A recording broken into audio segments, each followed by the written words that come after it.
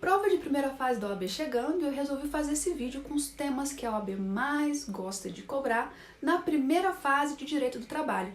A intenção desse vídeo é fazer dicas rápidas sobre os temas que são mais cobrados e não se estender sobre nenhum tema. Caso você tenha dúvidas sobre algum desses temas que a gente falar aqui no vídeo, vai ter vídeo só sobre esse tema aqui no canal, explicando detalhadamente cada ponto e eu vou deixar aqui na descrição do vídeo para você encontrar mais fácil. Agora a gente vai dar dicas rápidas mesmo sobre os temas mais cobrados. Vem comigo! Então vamos começar com um tema que a FGV adora cobrar: a alteração do contrato de trabalho. Em regra, o contrato de trabalho só pode ser alterado com a anuência do empregado e desde que essa alteração não cause prejuízos diretos ou indiretos ao trabalhador. Resumindo, a alteração precisa de anuência, de concordância do empregado. E essa alteração não pode trazer nenhum prejuízo para o empregado, mesmo que ele concorde, nem direto, nem indiretamente. Mas existem duas exceções, em que essa alteração pode ser maléfica ao empregado, pode ser prejudicial ao empregado. No caso do empregado que seja hipersuficiente, aquele lá do artigo 444, ele pode negociar livremente cláusulas, inclusive cláusulas que teoricamente lhe prejudicariam. Então, o empregado hipersuficiente pode negociar toda e qualquer cláusula do seu contrato. E aquelas possibilidades que vem lá no artigo 611-A da CLT, ou seja, alterações por norma coletiva também podem ser prejudiciais ao empregado. Mas além disso, eu disse que o contrato pode ser alterado com a anuência do empregado, certo? Mas tem algumas exceções que o empregador pode modificar o contrato de forma unilateral. A gente está falando do chamado ius variandi. Ou seja, o empregador é o dono do estabelecimento, então ele deve tomar algumas decisões independente da anuência do empregado, desde que, é claro, não prejudique o empregado. E tome cuidado com o exemplo, inclusive, de uma súmula do TST que costuma ser cobrado: a alteração do turno noturno para o diurno. O empregado trabalha à noite, recebe adicional noturno. O empregador pode unilateralmente alterar esse trabalhador e passar ele para o turno diurno? Pode, está dentro do ius variandi, mesmo que aparentemente seja prejudicial, porque ele perde, o adicional noturno, mas a jurisprudência, consolidada por meio de uma súmula do TST, entende que trata-se de uma alteração benéfica. Os benefícios para a saúde se sobrepõem sobre a perda salarial que esse empregado vai ter. Outro exemplo também de ius variandi, que também pode ser cobrado, está em voga aí. O empregado que está trabalhando em regime de teletrabalho, o empregador de forma unilateral pode alterar esse contrato de trabalho e determinar que o empregado retorne ao trabalho presencial, altere o contrato de trabalho de teletrabalho para o trabalho presencial de forma unilateral, independente da vontade do empregado, desde que conceda um prazo de 15 dias a esse empregado. E cuidado, porque o contrário não.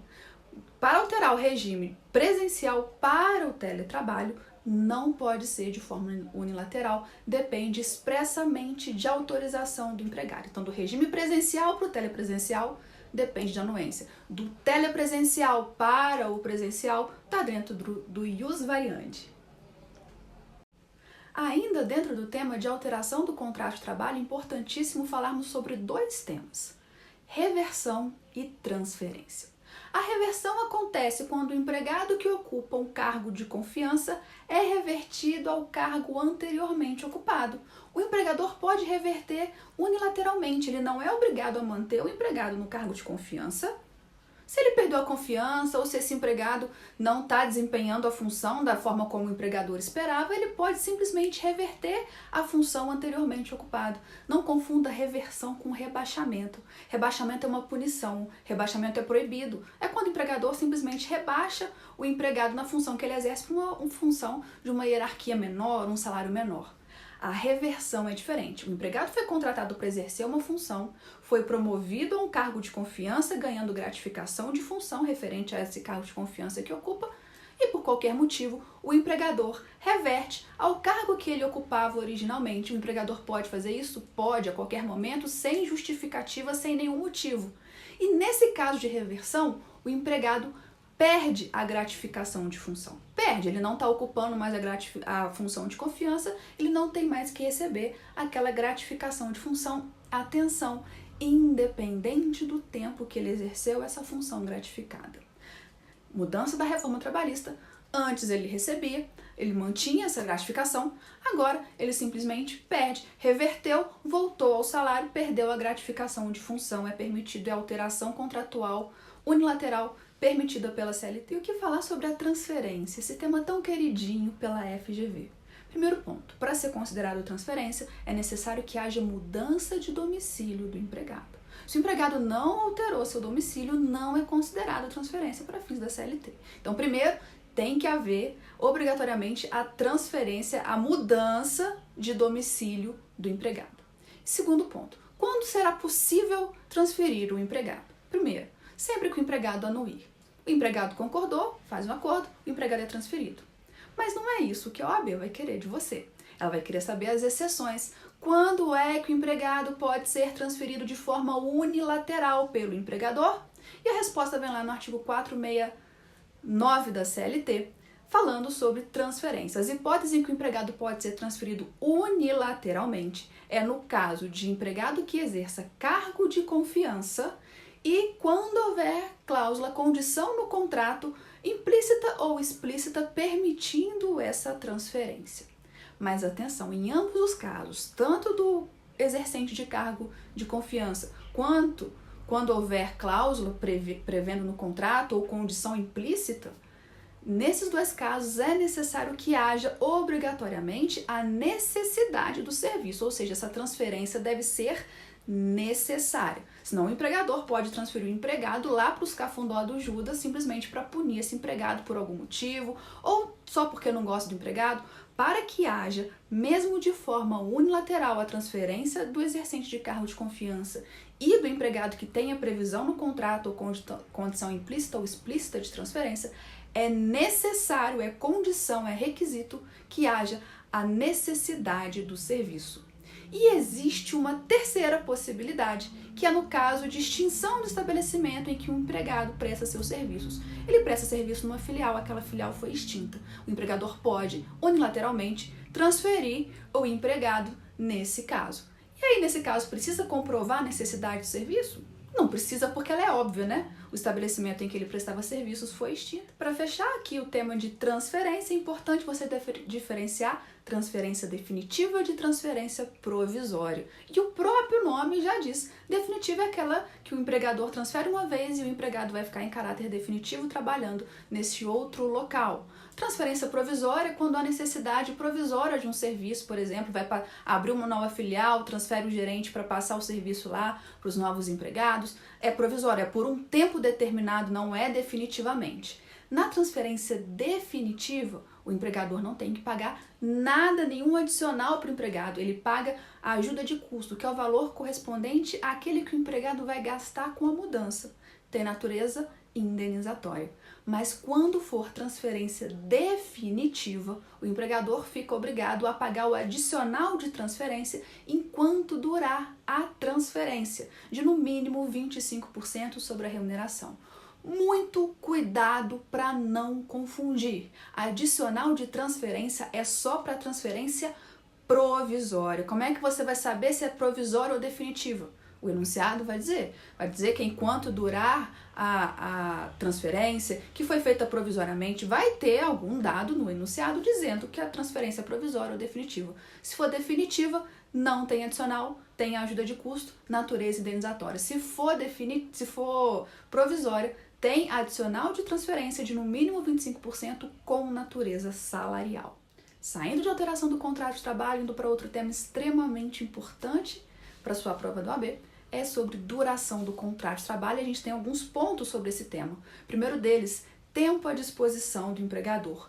Não se esqueça que o tempo que o empregado permanece na empresa sem prestar serviços antes do seu horário de trabalho ou depois do seu horário de trabalho, por escolha própria, sem exigência do empregador, seja para ficar estudando, seja para passar o tempo, para ficar batendo papo, para qualquer motivo, se abrigando da chuva, porque o horário de saída é perigoso e está esperando alguém buscar, não importa a razão. Se o empregado chegou mais cedo ou saiu mais tarde sem prestar serviço e sem a exigência do empregador, ele está ali porque ele quer, esse tempo não é computado na jornada de trabalho. Lembra que o artigo 4º da CLT, o rol dele ali é meramente exemplificativo, mas eu preciso chamar a sua atenção para um ponto: troca de uniforme.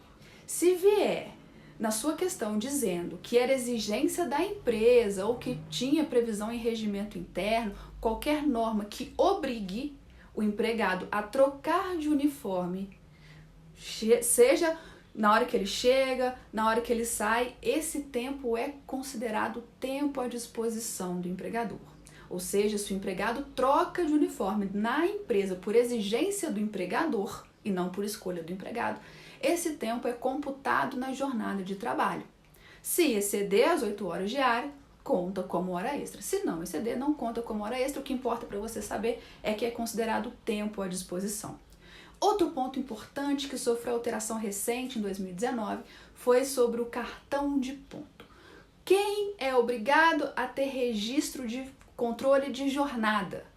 Empresas com mais de 20 empregados. Empresas com mais de 20 empregados é obrigatória a apresentação de cartão de ponto, de controle de frequência, seja ele em que formato for. Acima de 20 empregados é obrigatória a apresentação de cartão de ponto. E outro ponto que ainda não foi cobrado: cartão de ponto, registro de frequência por exceção. Registro de ponto por exceção, o que é isso? É quando a empresa só registra o que acontece fora do comum. Aquele entrado de horário de entrada e saída normal não precisa ser registrado no controle de frequência. Apenas o que for exceção. Ou seja, o empregado começou a trabalhar mais cedo, ele registra. Ele fez horas extras, ele registra. Ele saiu mais cedo, ele registra. Mas entrou na hora e saiu na hora, não há necessidade de registrar. Isso é a previsão do cartão de ponto por exceção. Pode ser cobrado, é permitido o cartão de ponto por exceção. Dando sequência ao tema da duração do trabalho, você não pode perder de vista a compensação da jornada. E aí a gente precisa falar primeiro de banco de horas. O que é um banco de horas? É aquilo que o empregado trabalha mais num dia e compensa trabalhando menos no outro, ao invés de receber o adicional de horas extras. Existem duas modalidades de banco de horas: o banco de horas anual e o banco de horas semestral. O banco de horas anual, como o próprio nome diz, o empregador tem o prazo de 1 ano para compensar aquelas horas a mais trabalhadas por um empregado, no prazo de 1 ano. E pode ser estabelecido por negociação coletiva, acordo coletivo de trabalho ou convenção coletiva de trabalho. O banco de horas semestral, o empregador tem 6 meses para compensar aquelas horas a mais trabalhadas pelo empregado em um dia. O empregador compensa em 6 meses. Mas atenção, novidade da reforma trabalhista: o banco de horas semestral só pode ser instituído por acordo escrito entre empregado e empregador. Norma coletiva não pode prever. Empregado e empregador podem assinar um acordo escrito, ou às vezes lá no contrato de trabalho do empregado já vem a previsão de banco de horas semestral. Mais importante, banco de horas semestral somente por acordo escrito entre empregado e empregador.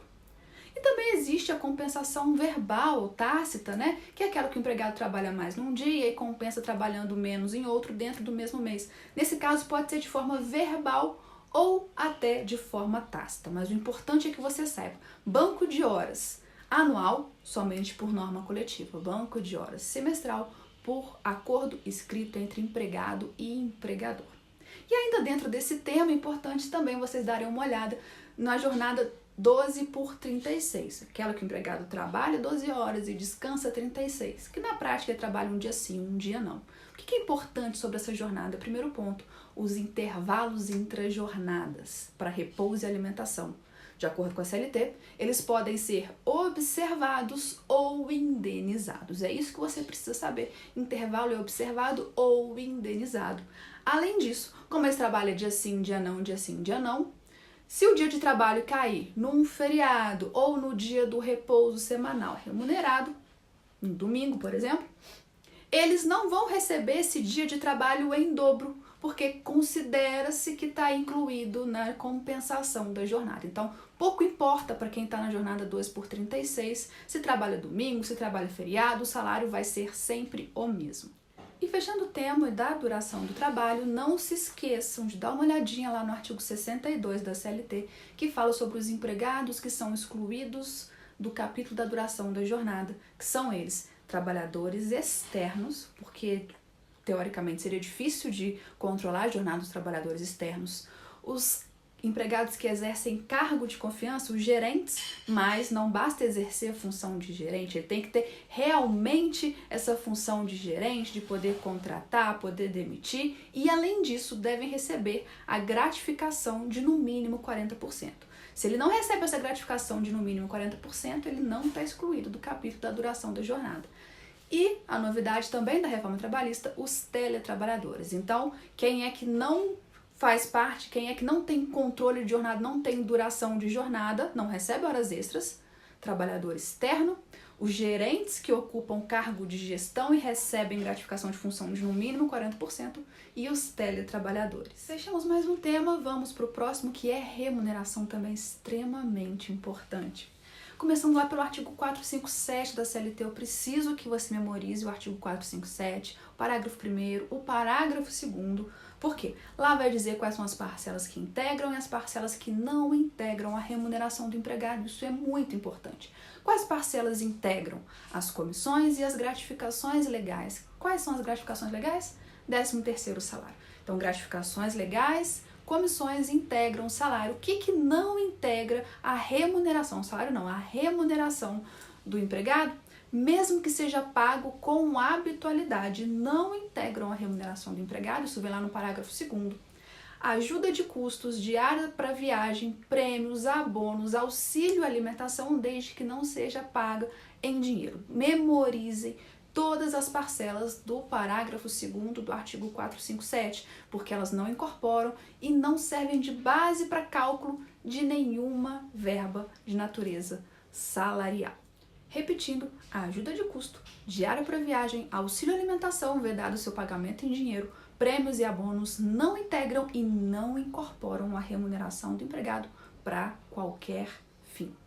Ainda sobre o tema remuneração, é importante que você saiba também sobre o salário in natura, ou seja, essas utilidades que o empregador paga ao empregado que tem natureza salarial. Você precisa estar atento para saber se é uma utilidade, se tem natureza salarial ou não.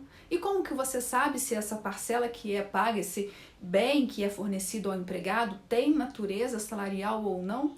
É simples, é só usar aquela regrinha do pelo e do para. Se o empregador fornece aquela utilidade para o trabalho, ela é uma ferramenta de trabalho. Se ela é uma ferramenta de trabalho, ela tem natureza indenizatória.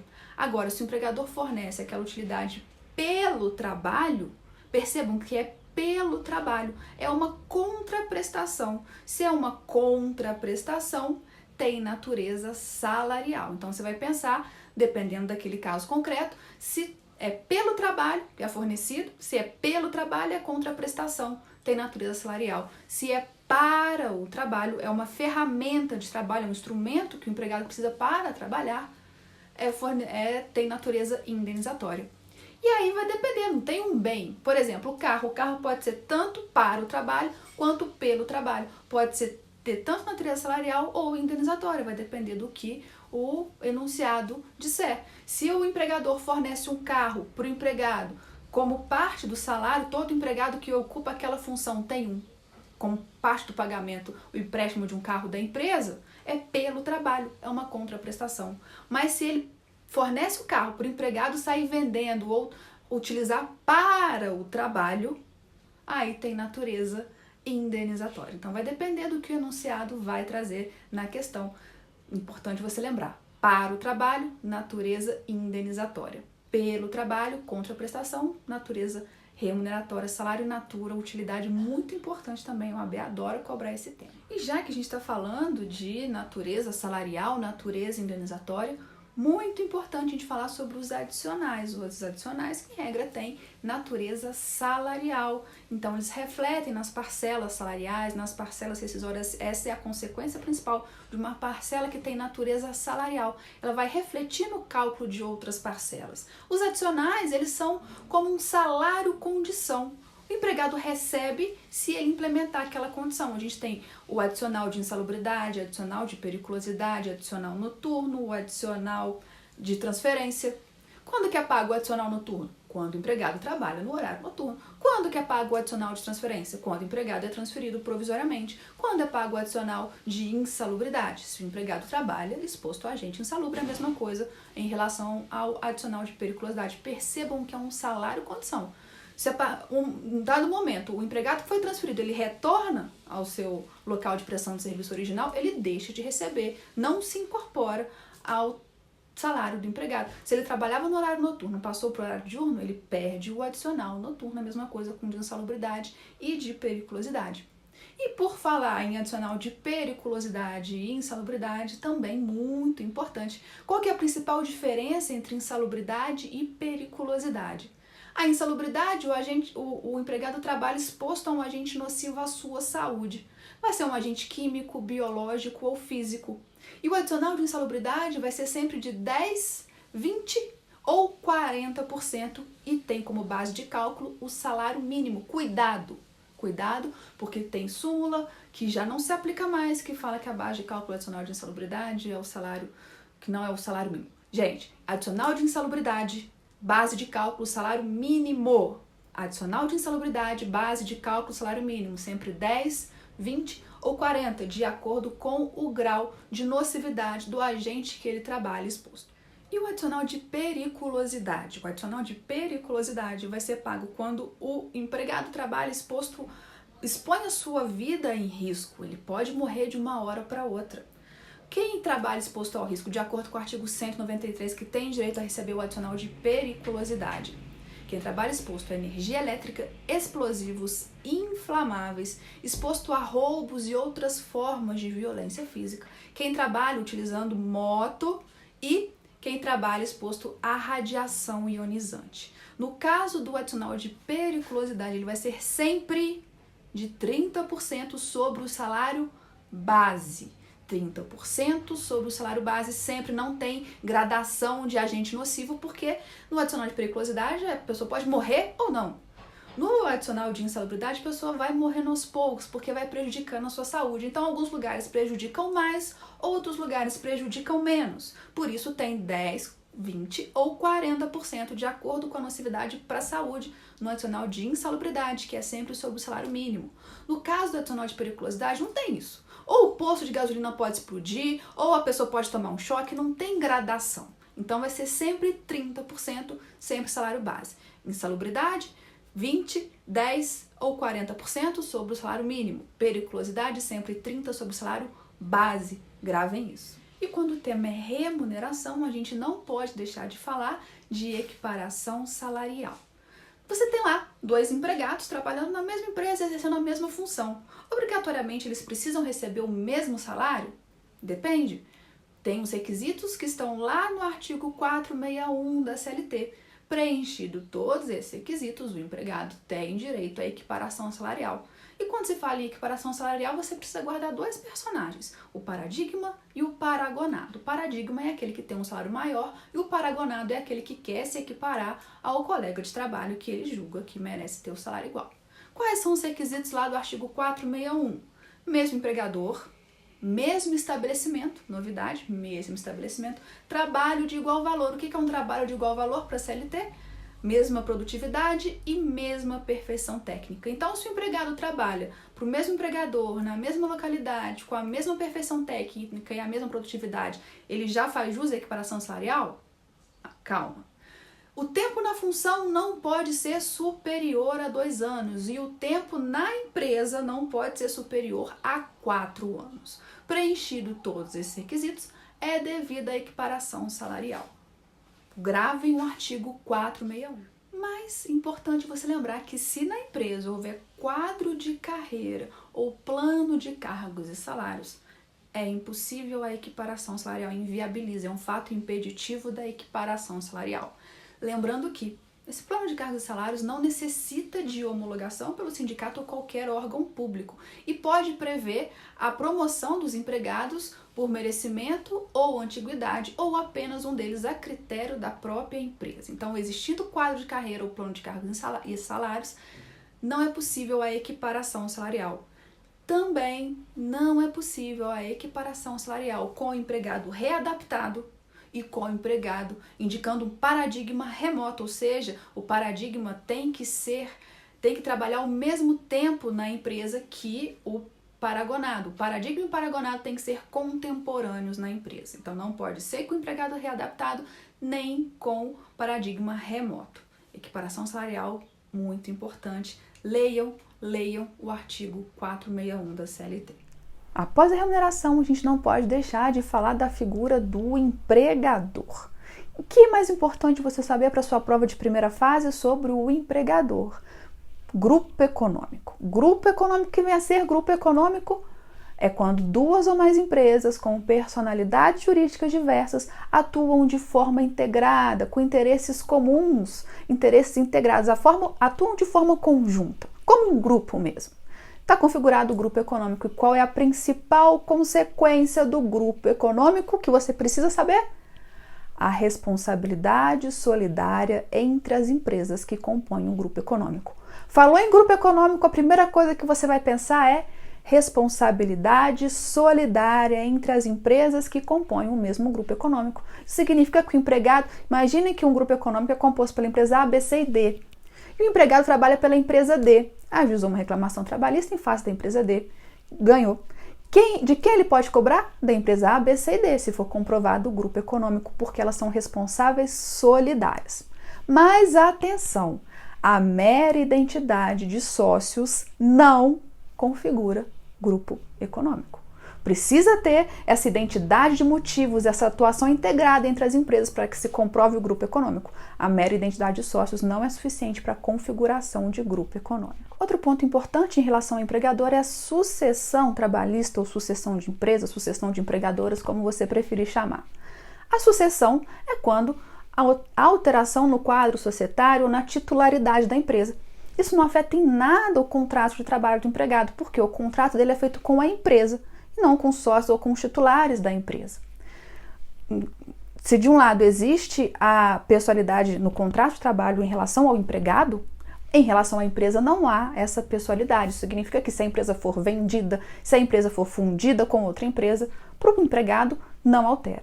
O que é importante você saber? A responsabilidade, no caso de débitos trabalhistas, é do sucessor. O sucessor, quando ele adquire a sociedade empresária, ele adquire com o ônus e o bônus, com o passivo e com o ativo. Ele compra ali o pacote fechado.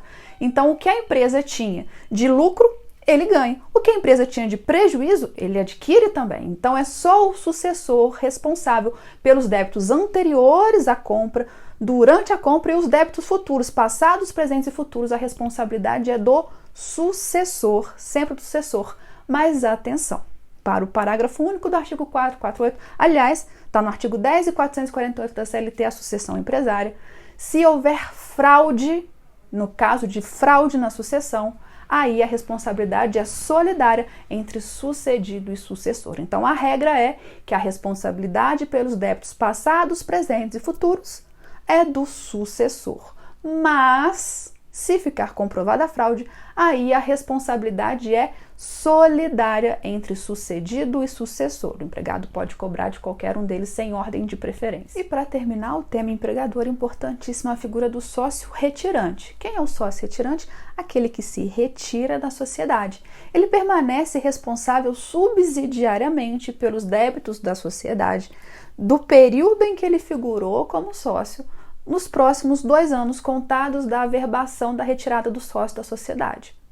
Importante, ele responde subsidiariamente, ou seja, tem uma ordem de preferência. Primeiro ponto que você precisa lembrar é que ele só responde pelo período que ele figurou como sócio da sociedade, no prazo de 2 anos. Se a ação foi ajuizada após o 2º ano em que ele saiu da sociedade, ele já não responde mais. Ele fica responsável num período de 2 anos pelo período respondendo pelo período que ele figurou como sócio e de forma subsidiária. Tem uma ordem de preferência. Que ordem é essa?